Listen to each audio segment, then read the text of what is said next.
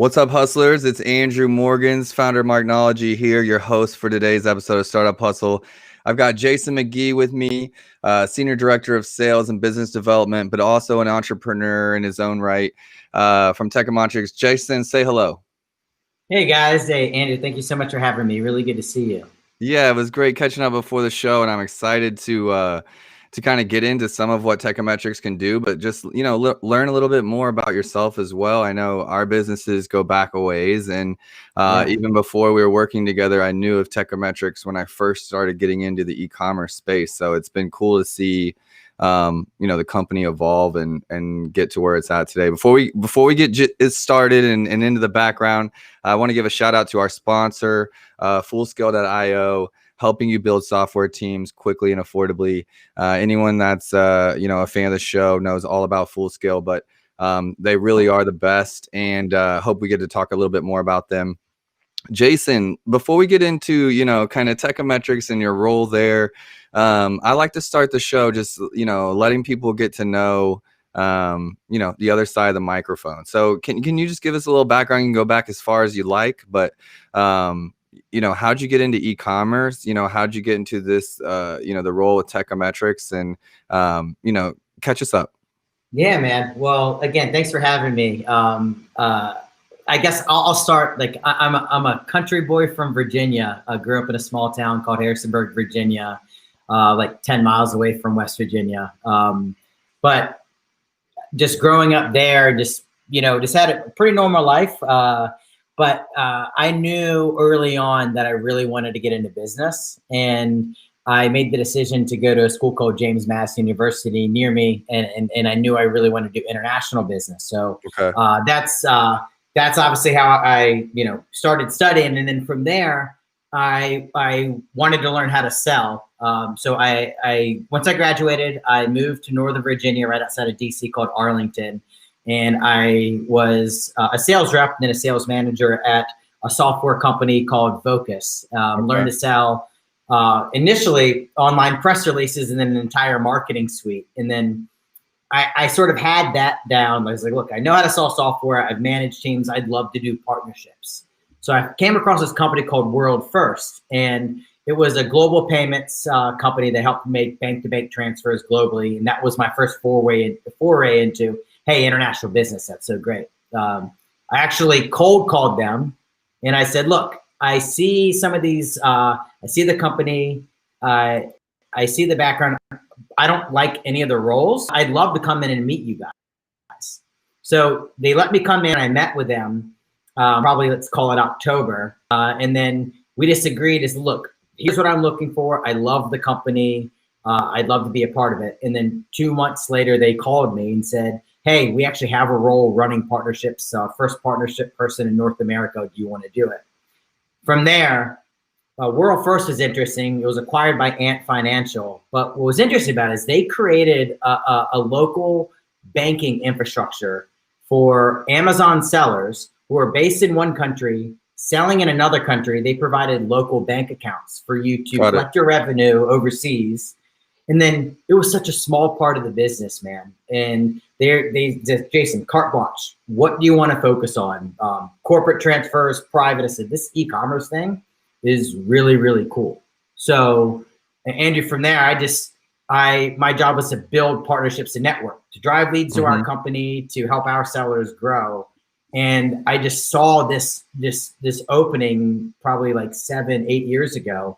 And that's when I first got my taste for Amazon, Walmart, you name it, just e-commerce in general. So that's it's awesome, man. It was that. So I've been in e-commerce about the same time, like 9 years. And when I remember when I first came across it, I was like, this is going to be big. Like I just, I wanted some part of it because it was so unknown. No one knew what it was. Like no one was giving it attention. That's really what I noticed, that no one was giving it attention. Exactly. No love early on. Yeah, right. It was no love early on, but it was just like, this makes so much sense. Like regardless of what kind of, public is saying, or even the companies I was at, they weren't wanting to focus on it either. But no, it's interesting that you, I wouldn't say you manifested that position, but it feels pretty close. You went in, you're like, this company's cool. I want to work for them. this is the position I want, not like get my foot in the door and then change to the position you want. You said, hey, when you've got it, come give me a call. And then you're in the e-commerce space, and, we've had Payoneer on the show. Yeah. And, there's several others, but that is a pain point where you're trying to launch these international markets. Like you're collecting funds in pounds or francs or whatever it might be, and then you're needing to convert the currencies and get them back, or maybe you need to have a local bank address, or that's been some of the fun, I think, in this space, has been like, I don't know, but like, let's start selling in Europe and go figure it out, Yeah. Okay. So I was just say that's like when I learned like every trial and tribulation that like came, like, hey, this client's struggling with this. Do we have somebody who can help them with that? And I just learned a ton doing that. Payoneer's a great company, by the way. Our company got acquired by Ant Financial. Payoneer was our biggest competitor.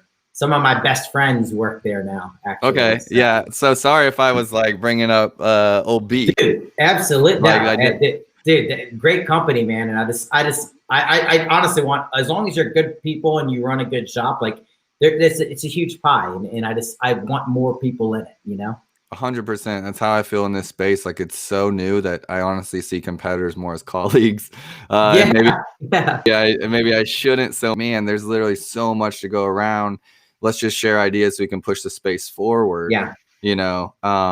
And obviously, there's competition in this space, but there's so much to provide that it's super easy to bring value that your competitor doesn't, or be different in a way that just stands out, whether it's, your team, your culture, your customer service, or, so just be a little bit different, and it's win-win. Okay. So let's not stop there. You're working, that's when you first got a taste of e-commerce 7-8 years ago. Yeah. How long were you with them? I was with World First close to 5 years. Okay. Funnily enough, like before I hired a team to help run partnerships too, I was boots on the ground, just getting my hands dirty. I cold called a guy named Alistair McLean Foreman. Alistair is the founder of Teikametrics, who I work for now. And he and I just became really good friends. I remember we were at a conference and Alistair was pulling up my emails, like chasing him down from like 5 years ago. And it got to the point where it was like, hey, like we do good work together, but Jason, I'd love an opportunity for us to work together. And I was same boat. I was like, Alistair, I love this. I love what you're doing. And then timing just was right. I was living in Austin, Texas at the time, looking to bring my family, my wife, and my one son at the time back closer to home. And Alistair was telling me, look, we're about to raise a Series A. I'd love for you to come on. Here's what I'm looking for. That's how I found my way to Teikametrics. Okay. And when was what's the timeline there? I joined Teikametrics in 2018, September 2018. It actually was an industry conference. It was Prosper Show that year in March, where Alistair and I were talking, and he was showing me the data scientists that were joining, people who like the different advisors that were coming on board, who was going to be investing. And then from that time, that was Prosper, which was March. Then in June, IRCE, where we started to really lay the foundation. As Jason, this is the time frame, and we just sort of worked out. And then September 2018 is when I joined. I love it. I think we met shortly after that, and we met at Prosper. We did. We met the following year at Prosper, where I remember it was like the Prosper Tinder, where I was like, hey, Andrew, you don't know me, but let's meet. Love to talk to you. And you and I just got the chance to meet, got to know each other personally a little bit more, even before we jumped into business. And that was a big show for me because I was speaking more, and it's funny. It's gone from like speaking to we're doing the podcast now. We got Startup Hustle TV coming next year. It's kind of been this evolution from the speaking in person to radio to TV. I feel like there's a pop song somewhere in there. But those shows were cool for me because I love this space, and there didn't used to be conferences. There didn't used to be meetups of like, you know, what we do and vendors and agencies. And I'm not from the agency world. So like, it was all new to me. It was all new to me. Not just that it was Amazon, but just like, how do these shows work? You know, building the plane as you fly it. Like the industry 100%. was, like the companies were. I mean, think about all the pocket industries. Like there was one of the senior managers at Amazon told us years ago that an average seller on Amazon at the time, again, this was 2 years ago, has 14 different solutions that have API access to their account that they use outside of all these other services. So again, that was 2 years ago. That's crazy to think about. Yeah. But as far as the 14 API connections, but I don't doubt it. And like to be like, you know, as an agency owner, the brands expect you to be experts on all those too. So it's like, hey, jack of all trades, master of all. Master of none, I think is how it goes. But so let's talk about, for anybody listening that doesn't know Teikametrics, not everybody here, you know, is tuning in because of e-commerce or Amazon. You know, I have the written description of Teikametrics, you know, but in your own words, you know, for anyone listening that's in the e-commerce space, like let's break down what Teikametrics really does and how it helps brands scale. Yeah. So the short version is we're a marketplace optimization company that combines AI and machine learning to help run your business better. And on top of that, we have managed services where these analysts are experts in helping you to run certain components of your Amazon business. Our core focus right now is really tying in 3 different aspects. Number one, it's advertising. Like having the ability to do everything from creative campaigns, machine learning and predictive analytics around bidding to help you choose the right keywords and bid effectively. So you have advertising. Now we also layer in inventory. So the thing about Amazon is, especially when it comes to your products, you need to make sure that you have a good product, but inventory is very important. If you don't have inventory, you don't want to advertise. If you have access, how do you advertise? And then the whole other aspect is market intelligence. So how do I know how I stack up against myself previously? How do I know new entrants in the market? Am I gaining market share? Is the revenue I'm driving incremental? So boiling it down, our technology helps, I hate the word synergy, but allows you to combine all these things into one. And ad operations excellence, market intelligence, inventory, these systems talk to one another to help you make sure that you're making the right decision on the right platform and right marketplace at the right time. So it's a tool, and sometimes it comes with the tradesman or tradeswoman to use the tool as well.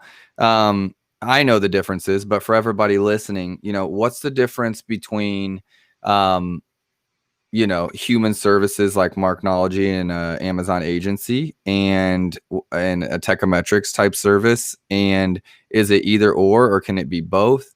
You know, yeah, let's talk about that a little bit. That's a good one. So think about, let's just start with advertising. Advertising, like in and of itself, is complex. So for every one product on Amazon, like we know this from all of our, like we, as a company, we manage about $400 million of ad spend. So we have a lot of this data. We know for every one product, there could be 99 keywords on average that can generate revenue for that product. Within those keywords, you're talking about under, like, so you have one product, you have 99 keywords, you multiply that by 10 products, you're talking about thousands of keywords. Now the challenge is not every keyword has a lot of data with it. Right. So of those 99 keywords, we know 89% of those keywords don't have statistically significant amount of data to say, you know what, I'm willing to bid $1 for that. Now, when you have that conversion rates fluctuating, et cetera, that becomes a data problem that machine learning and data can do better than humans. But the thing is, this isn't one or the other. Humans have a place, absolutely, because technology doesn't really recognize like strategy, context they may be missing. Humans alone can't keep up with this data. The blend is, and this is why agencies like yourself do it very well, is technology has a place. It it can run itself to a certain extent, but you need context. You need Right. to make sure the inputs for that is making sure that I'm maximizing this. So you really need both. Right, I agree. You know, even if we're not talking about the other aspects of Amazon, if we're just talking about inventory and advertising and strategy and things like that, do you know that your ads don't run if your product's out of stock? Do you know that momentum is one of the number one factors? Sales velocity on Amazon's number one thing. How do you know which 89% of the 99 keywords are the ones that you shouldn't pay attention to, and which ones should you? And the data can help you. It helps you tell that story. It helps someone that's looking at the data interpret it and make better decisions for your business, but it won't make the decisions for you. It's the difference in cruise control and being able to, accelerate if you need to, or decline or decelerate. As someone that uses a lot of the tools to help us do our job better, it's paramount to know what's going on. Like, we don't have to guess around keywords. We can look at the data using a tool like Teikametrics and be like, we need these keywords, and here's why. This is what we were doing. Over the last 3 months, we've been, focused on exact keyword matches for these keywords that we want or something, and look at our market share. Look at our shelf intelligence. And we went from, 11% to 14%, or like, there's all kinds of things, and it can get super, super, super complicated. But for anyone that's, loves business and obsesses about business, the more data you have, the better informed decisions you can make, and the more control and proactive, you can be about the channel. So for anyone that cares about it, it's extremely exciting, because it's not guesswork anymore. Well, it's funny. Like, a lot of people like to put labels and things. Everybody says data is the new oil. I actually kind of disagree. I say data in its unrefined state is like crude oil.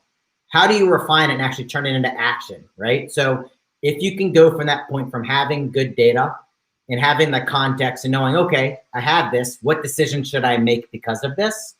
That's the beauty about having very good technology and knowing when, this should be on autopilot versus, okay, humans need to step in here. It's about making that bridging that gap, so to speak. Yeah, this is a little off topic, but like an example, I like to tell a little bit of examples. And like, we had a brand we're working with that, there's about 6 different SKUs, different colors. We had a high return rate, right? On Amazon. We're getting a lot of sales. Sales are growing, but our return rate's growing. I mean, it was over 30%. It was high. Jeez. And we're not getting the responses from customers. Why? Or like, we believe the product is like super pristine. It's an amazing product. So it wasn't like functionality. And, we're looking at the data. We have something that's telling us, okay, so the first point was the data was telling us that it was a white one. Okay, so we're like, okay, the white one for now, because it seems to be the one getting returned the most. Like, let's put some focus on that. So it identified for us which one was getting returned more. The data did, right?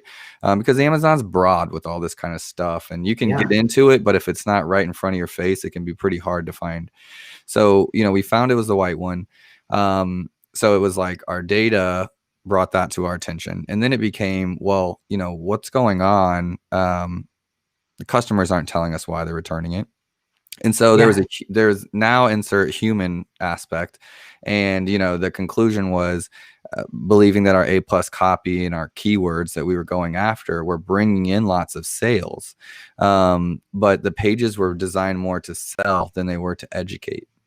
That's exactly right. We started changing the pages around to educate more about the product. And in 2 months' time, we went from over 30% return rate to 11%, which isn't perfect, incredible. But it's a huge change. And you're heading the right way.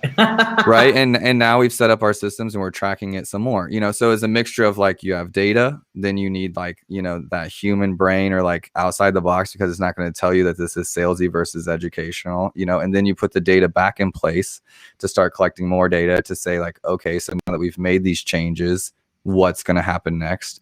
And so Amazon is just like, that's something that I went to school for computer science. I didn't use it as much as I wanted to. Wasn't passionate about networking and programming. But it really helped me be able to understand data, and reverse engineer data. And as I got into the e-commerce space, and I think that's one thing that's really, really big about Amazon and any brands that are listening that I want them to really listen to is, you're talking about having 10 SKUs, they all have 99 keywords. You're talking about 1,000 keywords. If you're bidding with like $1,000 on Amazon and you've got 1,000 keywords across, 10 products, really, how much are you, you got to be really, really focused. You got to really, really be focused and really understand your data, or else you're just spreading it out so thin you're getting nowhere. And these tools like Teikametrics are just, really amazing in the right hands. Well, I think there's a couple ways to look at this.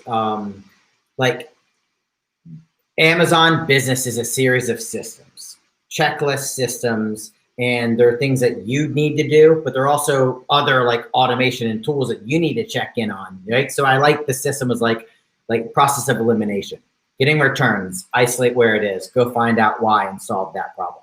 Like that can be done by you. That can also be done by technology. I mean, a good story that I like that just forget about Amazon selling, talk about just business in general and like AI versus humans is, do you remember like back in the day, like IBM came out like back in like 97, IBM came out with a supercomputer that was gonna like play the grandmaster of chess. And it was like supercomputer beats grandmaster, AI is better than human. What they didn't tell you is like 3 years later, 3 novice chess players took just 2 regular PCs, like not the greatest technology, certainly not the greatest chess players, and they went and entered in a tournament and played, I think it was 100 grandmasters in chess. They won every single time, and they beat the supercomputer. So what does that tell you? Like you have humans on one side, you have technology on the other. The beauty is in the blend of the two and knowing when, and again, that just applied to anything in business, not specifically Amazon selling. That just tells you like the best of both worlds. You have technology that can do what it does, but you have the right person or team to make sure the inputs are correct to have technology run its course. Tell the story of the product, tell the story of the sales cycle, whatever it might be. And I love that 100%. I love that analogy. I'm gonna have to Google that because I've been watching The Queen's Gambit on Netflix. Oh, dude, you'd love it. Yeah, not giving them a shout out, but I love that story. Like chess is my thing. And understanding like, how they did that. I built a craps, like a casino game in college. And yeah, it was, I mean, it was fun. It was like, I mean, it was a requirement from school to build it, but it was, all the math around the probabilities, right, of the game theory, the dice roll and the game theory and that kind of stuff. And when I came across Amazon, before you're a thought leader in the space, if I can use that loosely, it was a crapshoot, and it was reviews are the only thing that matter. Keywords don't actually matter. They have to be in the back end. They shouldn't be like this. They shouldn't be like that. Amazon was really cryptic, and you're getting no answers on the algorithm. You're getting no answers. Like, you're just in the forums, and if you have a client, it's just as much their guess as yours at that point, because it's, we don't know what actually works. But with 9 years in, I could say I've got some tribal knowledge to what works and what doesn't work. And I've seen a lot of data, and to put things in perspective, how much ad spend do you guys manage? 200 million? 400 million. 400 million. Sorry. At Marknology, we manage like 3 million. So to put that in perspective for any of our listeners, that's a lot of data. It's a lot of clicks. And acquired over time, and you're adding that kind of data up. You're using things that track where your keywords are ranking. You're using things that tell you if the organic ranking is going up or down. You're using the advertising to validate what searches work and which ones don't. And it's a machine. And I think you put it well when you said the human and the computer. I like to say, like, when I'm talking about it, like, it's art and science. It's this mixture. It's this blend of 100%, man. Art and science. And I think that's why I love it, because it's repeatable and that you can get good at it, and the more you practice at it, but it's unique every time, as well. Yeah, and one thing I'll say, and I don't want to get too weedy here, but I love the gambling analogy, because if you think about bidding on a keyword, you're willing to bid 50 cents, hoping that you get a sale in return, right? So imagine having a data set that says, hey, with a high degree of confidence, this is what you should bid on that. And that's what Teikametrics is really good. And this people in general, the ability to predict conversion rates and stuff like that, because they have a lot of data and statistically a statistical model that allows you to, that's what the difference is like being able to say, look, with a high degree of confidence, this is a good gamble for you to make. Yes. Like, and for anyone that's like real novice around advertising and how it works in PPC, you know, we're talking about a machine deciding to tell you that, you know, a children's bathrobe is the better keyword over toddler bathrobe, and children's bathrobe is worth 75 cents a click, and you need to, you know, get 20 clicks at 75 cents a click to get a sale. Exactly. You know, and you're getting a machine it's done that 10,000 times, or it's seen that 10,000 customers have searched that and clicked that over the last 5 years, or, you know, over 30 days or whatever it's doing. And it's essentially, you know, telling you, giving you an educated advice on what to do, or doing it for you, depending on if you turn that on. So, you can do that as a human, or you can have 1,000 keywords or 2,000 keywords, and you can have a supercomputer running with a lot of data backing it, and then making sure that the computer is doing its job at the same time. Exactly. And if you know anything about Amazon, like, I mean, they've encouraged you to pay to play, and it's not just that you're paying for ad spend to get a sale.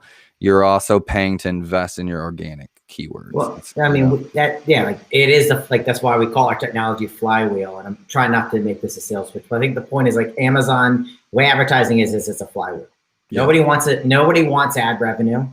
What you really want is, I want total revenue. So how do I do that? Well, if you invest in advertising, and then you pay to have a placement there, and that keyword converts, that's letting the Amazon or Walmart's algorithm know, you know what, that's a very relevant product. Let's go ahead and rank that better organically. So now you use advertising to rank better organically. Now you rank it better organically. You have more data. What do you do with it? You put it back in the flywheel and keep spinning it. The whole it's the ante to play the game, to go back to the gambling reference. It's addicting, honestly. It really is. You know, it's a lot of fun once you get in there and you start learning it a little bit. You're like, oh my goodness, like, these little tweaks right today can pay off like in 15 minutes or 20 minutes. And you see, like, you know, you add a keyword and then you see it get a sale, and, you know, you're jonesing a little bit. Yeah. You know, is Teikametrics an Amazon advertising partner? You are, correct? Yeah. We are actually one of Amazon's first like API partners, and we were actually Walmart's first as well. Oh, so we've been Walmart's been just an incredible growth channel for our clients. I love that. I'm actually launching one of our brands on Walmart, you know, over the next month or so. So we just had a conversation about it, and I've played in there a little bit on the advertising. It's a little archaic. Could probably use a tool to help, for sure. It reminds me of Amazon in the early days, but it is. But you're gonna hope that it's not gonna take 10 years for when Amazon Amazon took Amazon a long time, because they were the first to ever do it. Trailblazers. You think that it's gonna accelerate the learning curve for them, but yeah, man, it just I heard this stat. Alistair said it was like something like $3.4 trillion of sales are e-commerce in the world. 2/3 of them are on marketplaces, which is just mind blowing. Like Amazon, Walmart, Alibaba, eBay, etc. And the thing I love about it being entrepreneurial is it gives, like, it's the medium and long tail who are really making that work. You know, like, it's a smaller sellers. It's not the Nikes of the world. It's really the tail that really makes, one, they're making a living for themselves, but that's what makes e-commerce great, man. It's an equal playing field. Yeah, I love it. It is the Wild West. It's like a land grab. It's what it feels like. And since you brought up Nike, I always try to let them know, in case anyone from their company is ever listening, like, you guys really need some help on Amazon. I know you guys have boycotted it, but, like, if you're listening, call me. I'll give you some free advice. Just holler at me. Absolutely. Adidas is kicking your ass. You know, they hired me probably 8 years ago. They've been really pushing branding and storytelling into Amazon, and I I love Nike as a company. Your listings on Amazon suck. So call me up when you're ready. Or Yeah, Jason. He'll they help you need out more too. control. They need more control over it, man. And That's exactly right. yeah, I love it, man. That's awesome. No, I don't love it. If I mean, I love it. If they were in a room and heard me, I would say the same thing. I'm like, guys, like, can't even, you can't even browse your stores. Can't even see your branding looks like crap. Well, You guys, you know what's funny about that, man? And I say this all the time.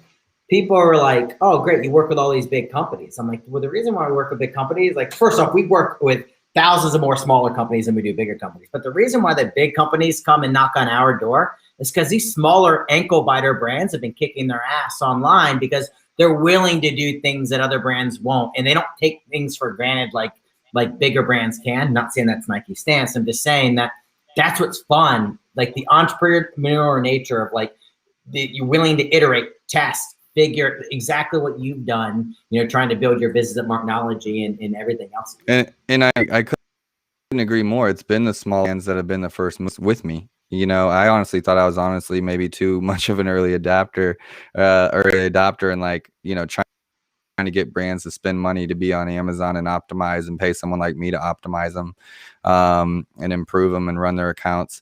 But it's been the small players that were like hungry to eat, hungry to get sales and find a new channel.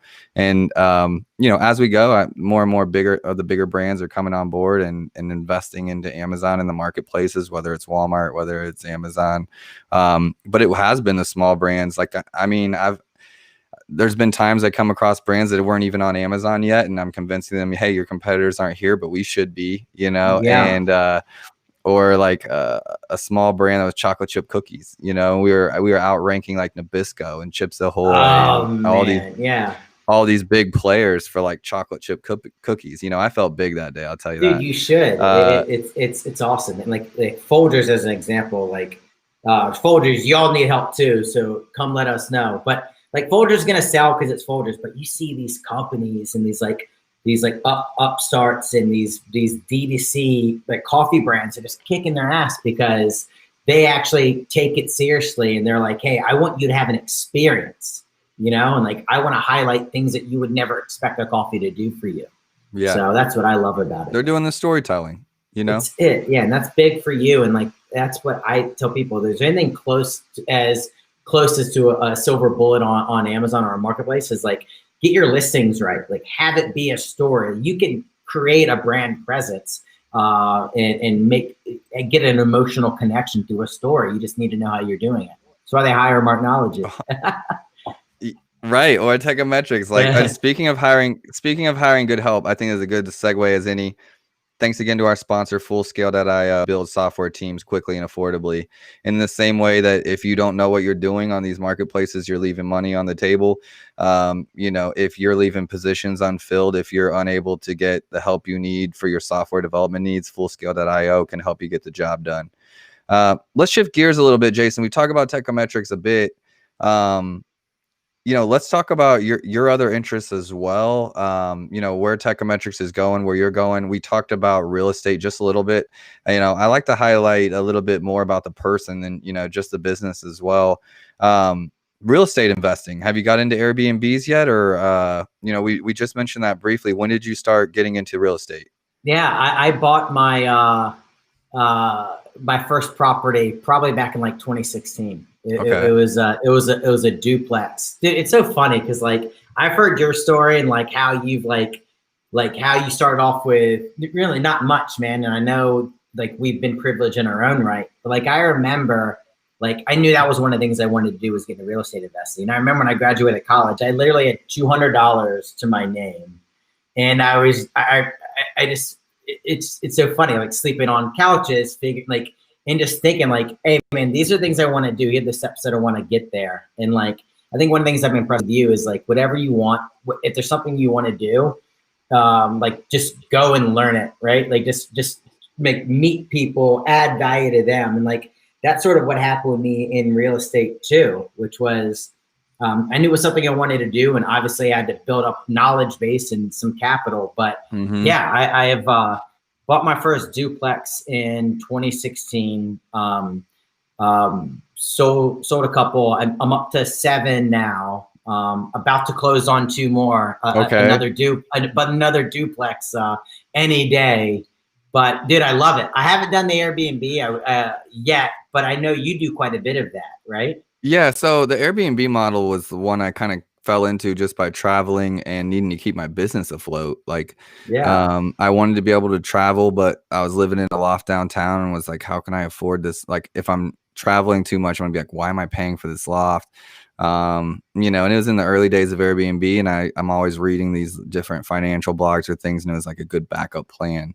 For anyone trying to freelance or get on their own is cool. Go stay with a friend, go stay with mom and rent out your place for $100 a night and do what you got to do to get the bills paid, It's just scrappy, right? It's like, hey man, you just need to get involved, right? Like, doesn't have to be a slam dunk, doesn't have to be a home run, but you're going to learn a lot. I mean, obviously if you don't lose your shirt, but if you're going to learn what you learn, even break it even or losing a little bit, that's school hard knocks, baby. Yeah. That's the school I've been, that's the school I've been in. And, part of it, like before I even met Brian, if you've seen some of my other episodes, who is the guy that owns AKC Co-Properties with me, we've been to like partnered, about 3 years, friends about 5. But I was, I was paying to go to some of these like weekend conferences, like the Prosper Show and things like that on the real estate side, for a couple of years before, just trying to like, I didn't have a circle. I didn't have friends that were in that space, and I'm slow to trust. I'll be honest. I don't trust that many people. So it was like, hey, I want to learn. That's a good trait. I could use a little more of that. I don't know. Everybody's my best friend when I meet them. My wife kills me for that. Well, you're in sales and you're in partnerships, so yeah. I'm a missionary kid, raised a certain way but also raised in Africa. And so I've got a little bit of this like too loving thing going on, but also this like I'm from the streets kind of thing going on. I know what real life's about. And, so big purchase decisions like a house or a duplex, it was like, man, I really need to like at least know the basics so that if I start working with someone, I'm going to know if they're like bullshitting me or talking to me straight, or like if I need to be able to evaluate if it's a good deal myself. And even before I made a good friend that allowed me to like kind of accelerate things, I was trying to learn on my own, and go into those kind of conference things, and you just got to get in. And I mean, I love the duplex model because, you live on one side at the beginning. If that's your first place, you're living on one side, renting out the other. House hacking. That's right. House hacking. Yeah. Yeah. I mean, dude, the thing that I love too is like the beauty about multifamily is, God forbid, you have inventory, you have a turnover in a unit and you have a vacant property, you still have other income coming in from the other side or the other sides of it. I mean, for me, first deal was more of like it had cash flow, but I knew it had equity upside. Like equity, I treat appreciation as icing on the cake. I'll never buy a property for appreciation. I want to make sure at least breaks even at the beginning. Like when I got into I bought 2 other townhouses after that, and they were right next to each, or like right near each other. So essentially kind of like a duplex because I was able to put them into one loan. But I just ran the numbers, and I use, a lot of people call it the Burr method, right? Buy, like rehab, rent, repeat. So you're able to buy a property. Let's say I buy it for 100 grand. I put 10K into it. So now I'm in at 110K. Let's say I know when I put the 10K in and I reappraise it, it's going to be worth 160. Well, I can go and refinance and pull out all of my money I invested in it. And essentially within 6 months, after a seasoning period, depending on the loan, you have all of your capital back and a property that's cash flowing, and it's just monopoly from there. Yes, I love it. And I've seen some of those methods go wrong. I haven't, been a part of them, like, just been watching, and, different things can happen, whether it's on the loan side, whether it's a bad appraisal, whether it's like, hidden costs on the rehab. Well, dude, it goes back to knowing your team and trusting the right people. That's exactly what I was going to say. Yeah, but sorry, I didn't mean to take that from you. No. But like for me, it's like what goes back to systems and processes. What do I need? Well, I need a bird dog that can find me properties, or a series of bird dogs all over the place. I need a realtor that I trust. I need a property manager that I trust to manage the properties because I know I don't have the time. I mean, I'm working a full-time job. I need to be able to do that. Just so happens I have my property manager is also a realtor. So I know they're not gonna like bullshit me because they're gonna end up managing the property, right? So it's like, I know if they're helping to evaluate a property for me, they're not gonna want to buy a dog, and they're gonna be straight up with me because one, they're gonna have to manage it and they're gonna have to deal with me the entire time. So it's about having those systems. The beauty of having a property man, and like you do property management too. Like if I can't find somebody to fix it, property manager is a Rolodex of people who can solve that for you. Yep. And that's exact. I'm a partner because, you know, I've helped build the property management business, Airbnb business, and then I'm an investor. But my experience in e-commerce, so the data, right? Airbnbs, VRBO, how to connect them through APIs, how to scale, adjust the pricing, my follow up listing emails, based on days. adjust my pricing, promotions, the photography. So it's really right up my wheelhouse to run that kind of you know, system online, and bringing that to the table, you know, partnership. But my partner is a real estate, is a realtor. You know, he has a team, and is also, you know, we're also the property management business. So very, you know, very similar systems that me and you are both going through. But it allows me to look like true. We're not, you know, getting any properties that we're not going to have to manage ourselves, and so we're, you know, we're trying to find the right ones. And then if we're doing the work, we're doing the work the right way because we're going to have to fix the problems, breaks, you know? Well, dude, the thing that I like about it's so funny. I start to realize how similar we are. Like you run Marknology, and the main thing you want to do is you have a vested interest and you truly want to help these brands grow. Like you buy in, like emotionally, maybe not physically buy into the brands, and you're there to serve the customers, right? Like same thing with me, Teikametrics. I have a vested interest because I want entrepreneurs to win. I want businesses to scale if they play by the book and do right things. Like we get to choose our clients, which is awesome. Same thing is with real estate. Like certain properties I buy, like I will go above and beyond to make sure that the people living there have a good quality of life and they enjoy living there and they enjoy working with me. Like I want to make sure that I'm doing right by them. I just happen to be able to make a living doing that at the same time. Like it starts with the core why. Like I want to help people, I want to help companies, I want to help people live better lives. Like it's really easy to want to get up and do that every day. At least for me, some people don't care about the business they're in. Like if it makes me money, great. I'm a little bit different. Like if there's no why in it for me, like I'm just not going to give it. I have too much other stuff going on. I got 2 kids, you know, a wife, whatever. Like it goes back to your why. 100%. Like I was raised that we celebrate each other's wins in our family. Like if, you know, if someone gets a promotion, we're all pumped about it. Like, you know, we all celebrate together. Hell yeah. And that's just abundance mindset thinking, you know, and the same way in business. Like honestly, with our Airbnbs and our properties, like I would live in any of them. Like, I mean, it's not, maybe that wouldn't be my number 1 pick, but the quality is that I would live in there. You know, and so, you know, when we're renting it out or we're putting someone in there, we're hosting them. It's, you know, that's my standard. That's our quality.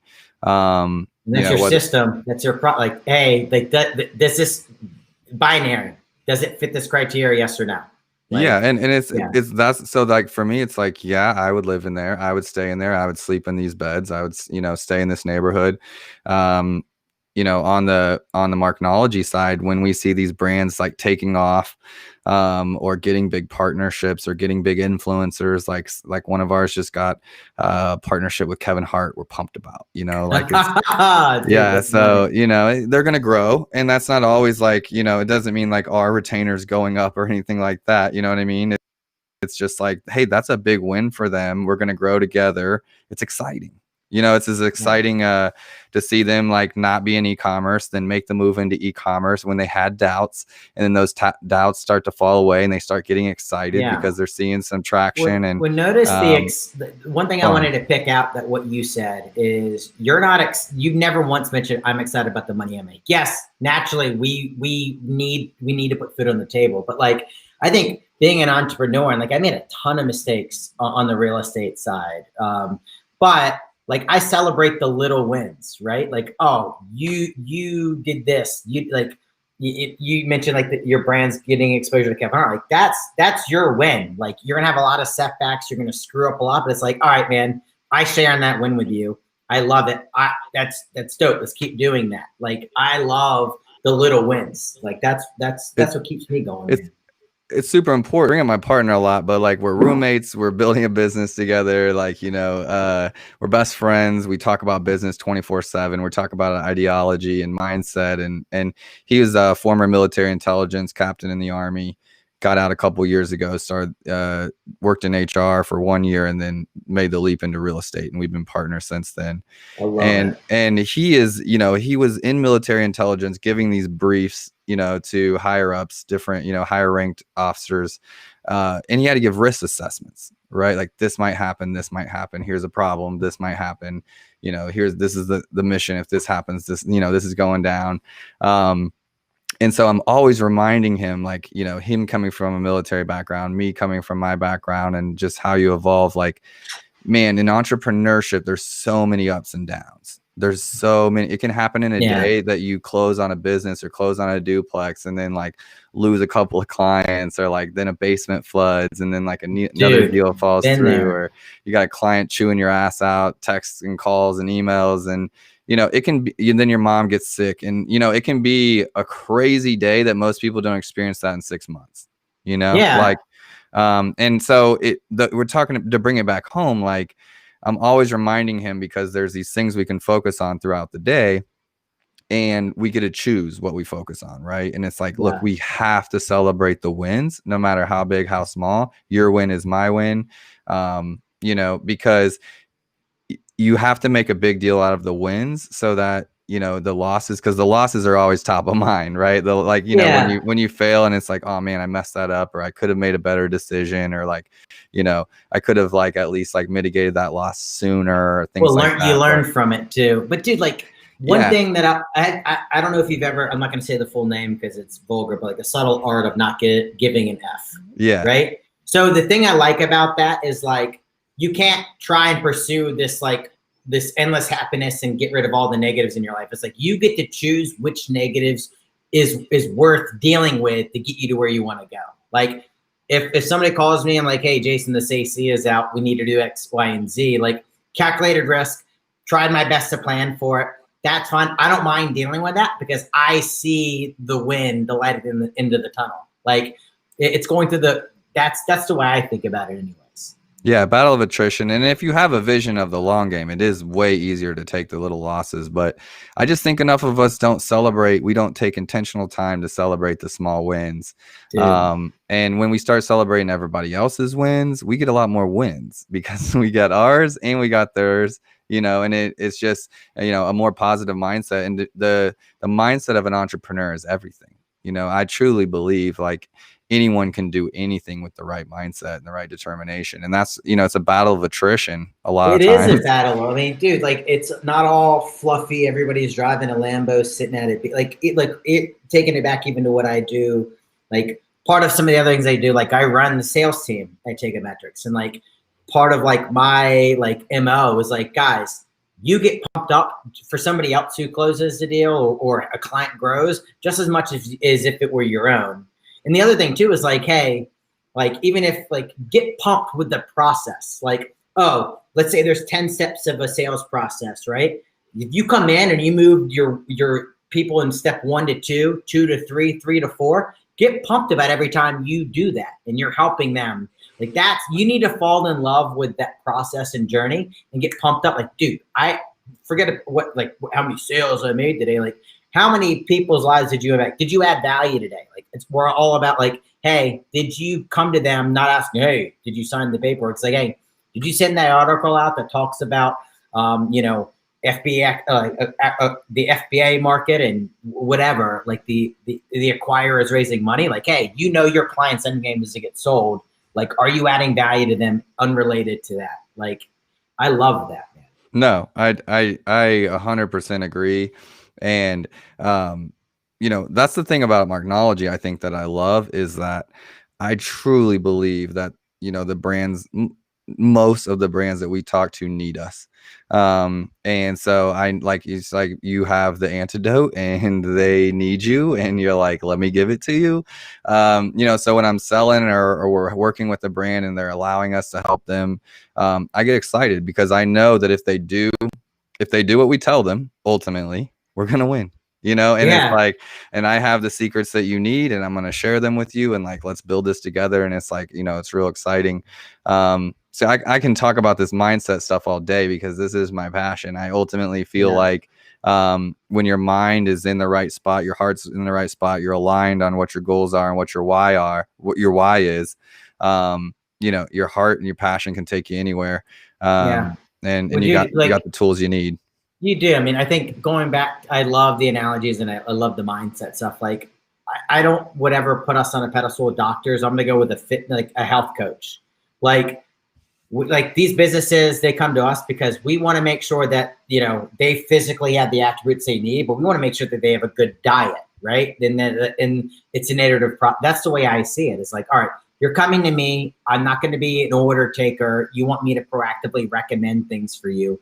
If you want to, get here, here's what you need to do with your diet. Here's how you need to sleep. Here's the things you physically need to do to actually pump iron to bolster those muscles. Like, that's literally what our companies do. And we as people, I can speak for you. Like, that's what we try and do with these companies. That's why I had to have you on the show. I know. I love what you're about. I want to make sure we get, if we keep it under an hour, we get on a lot more channels because they have limits. But we'll do that. I really appreciate you having you on the show. And I know, once this pandemic lifts, we're going to connect in person again. So I'm excited to see you out and about as well. Jason, thanks again for your time. Teikametrics, if you guys are needing a solution for automation with your ads, with inventory management, or just need, that extra piece of strategy, they're a great place to start. Jason and his team will take great care of you. They've taken great care of me and Marknology and our agency as well. They're an Amazon advertising partner like we are. Top shelf stuff. So Jason, thanks again for being on the show.